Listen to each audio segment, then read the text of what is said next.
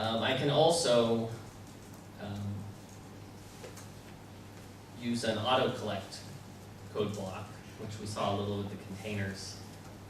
Auto-collect is something really pretty unique to Lasso, where Lasso executes every statement, collects the results, concatenates them together into a string, and gives it back to you. And that's, because Lasso is a web language, and we often want that kind of thing. You're not going to find that anywhere in like C or any other language, for the most part. But like in JavaScript, you have to actually write things out on the page. So yeah, so the carrots are, to me, they always suggest an A for autocollect. Would this return a string or a decimal? It's a good question. I believe this will return a string, but we can run it and check. I don't know. He's not awake. Yeah. Right. So I want to talk a little more about the signatures. Signatures are very important in Lasso 9. As I said, the signature, it's a prototype of how the tag will be called. Now, if you've defined tags in Lasso 8, use define tag. If we were going to define the same thing, we do define tag multiply dash required equals x dash required equals y. And it's just a lot of syntax. And so here, we just use a prototype. We say, okay, we want to multiply this, this expression multiplies two numbers. We're going to multiply x times y. So we just give it x and y. We just kind of name the parameters. And these are required parameters. So when we call it, we do multiply 3, 4, we're going to get back 12. Within the tag, just like in Lasso 8.5, those parameters become local variables. So in this case, in our expression, we have local variable x and local variable y. You don't need to quote x and y and the definition there? No, yeah, it's they're not quoted. And we'll see some more, like in the next slide, we'll see more. There's more expressions in there. But for example, we can do a type constraint. And type constraints are specified with a double colon. And we do a type constraint, both x and y are constrained to be an integer. And so this is a form of type safety. We know that those are integers when we're executing the code in the tag. So here we do multiply 3, 4, that works fine. We do 3.0, 4.0, that doesn't work, those are decimals. So that's going to return an error. So, it's in, we actually had this in 8.5, you can specify a type after the parameters, but again, the syntax gets a bit verbose. And you could also fail out of your tag if you were given the wrong type, but it's, we can save you the effort. It's also worth noting that it basically does if you're familiar with the ISA tag in Lasso 8.5, we can say any object is an integer. That's basically the test that's being conducted here. So there's, and ISA will turn true for the type, the parent type, or any trait. So there's a number of different tests we can do. Let's see, so the next thing is the signature allows us to do default values for our parameters.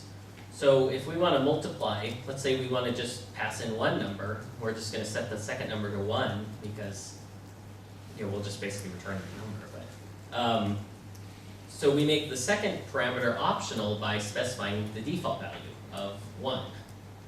And now this tag can be called with 2 numbers, or it can be called with 1 number. And again, in 8.5, like we could do the optional parameter by saying define multiply dash required equals x dash optional equals y. But here it's just a little more. The syntax is a lot less. And do you have a question? In this case, I would prefer to be able to send either integers or decimal numbers. How would I define that? There's a trait, which I don't remember. I think it's numeric. So you can do like x : numeric. and that will allow any number. But yeah, traits basically, I mean, you can kind of do it, you could just have a virtual trait that doesn't do anything but serves this purpose. It's like you assign it to a set of types that you want to be able to treat as a group. But for a lot of the traits are functional, so like rather than saying I need an array, you say I need something that is positionally keyed. You know, it's like I need, you test for a specific function of types that you want to pass in. Did you have a question? What about if I have several default value possible, and I put only one parameter of, how will the define know which, do you understand what I mean? Yeah, it has to be, in this case, these are positional parameters. It's like x is the first parameter, y is the second parameter. And so the required parameter basically has to be first. The optional parameters should be after.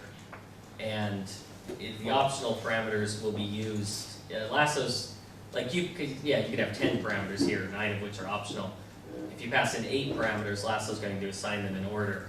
And the last one, you know, whatever's left will be. So the last one will be the default value only. Yeah, and there's some other options. Yeah. In Lasso chat, it was noted that these methods are erroring, and anyway, I think it might be worth pointing out that the lack of curly braces around your x times y. Oh, it's X, okay. Yeah, Yeah. Those are required, at least in order to make it work, they seem to be required. If they're supposed to be optional, it's not working. Yeah, well, there may be some particular thing here. But there's a big difference between the ancient type. We can't name the parameters. We cannot name them. Give them a name. They're called X and Y here. Yeah, Yeah, that's those their are the- name. Oh, No. you mean when you call the tag? Yeah, when you call Yeah, it. no, you can though. You set format or something or.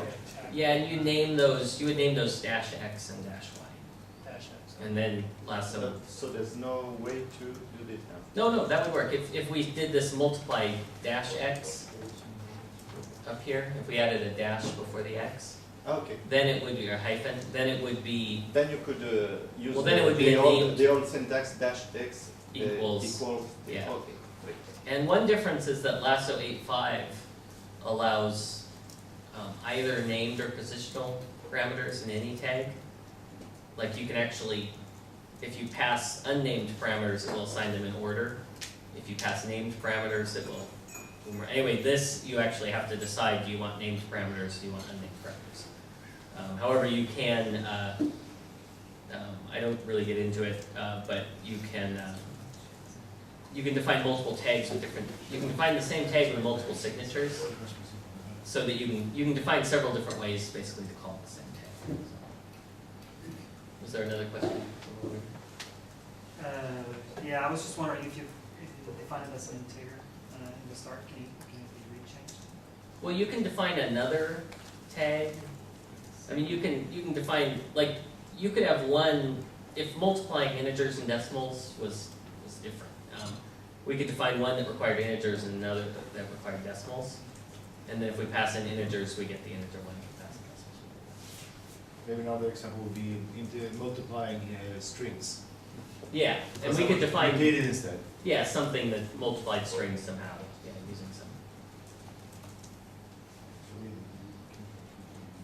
So I'll go ahead and, So we will check if it has in memory a tag that can apply to this Yeah. type of parameters, and if not, error or. yeah, Lasso looks at, when you call a tag, Lasso looks at the parameters, and then it looks through its list of signatures and sees if it has a signature that matches, yeah. I presume you could set x equals 1 without having the integer defined, type defined? Yeah, you don't need both the type constraint and the default. And also, yeah, and also, like, if you want to make it explicit that it takes any type, you can do x::any. There's also, there are some more details, but there's quite a lot. Yeah, this